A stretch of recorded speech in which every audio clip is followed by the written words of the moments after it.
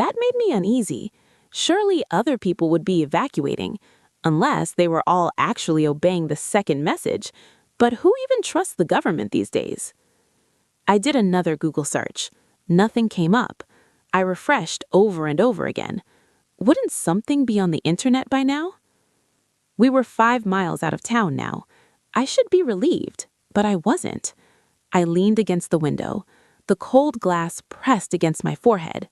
The pine trees flashed by, skinny and tilted, then gave way to a charred, barren patch of forest. Both sides of the highway were burnt to the ground. I'd read somewhere that some pine cones only open in extreme temperatures, like from a wildfire. Fires and regrowth were part of the cycle here, part of the ecosystem, in flux between death and rebirth like a phoenix. My phone buzzed. My heart dropped. But it wasn't an alert. It was a text from Lacey. Only 2 words. What alert? My fingers raced across the screen. Didn't you get an alert saying to stay above ground? No. Lacey didn't get an alert, I said. Luke paused. What? What if the alerts were only sent to our phones? I asked, my voice shaking.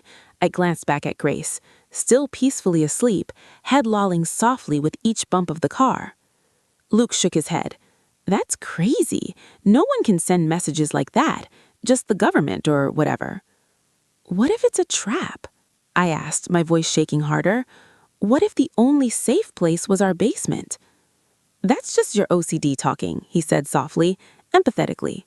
We're doing the right thing. There's something weird in town, like a gas leak, and we got out. That's obviously the safest thing to do. I stared out at the charred pines. There were a few that hadn't burned up, standing tall and stilted in the darkness. I stared out at them, wondering why they were spared. One of them moved. What the... The car screeched to a stop. My body lurched forward, the seatbelt locked, keeping my head from hitting the dash. Sorry, that deer just darted... His voice died in his throat. We both stared at the lower legs of something illuminated in the headlights. Thin and spindly, but definitely not a deer's.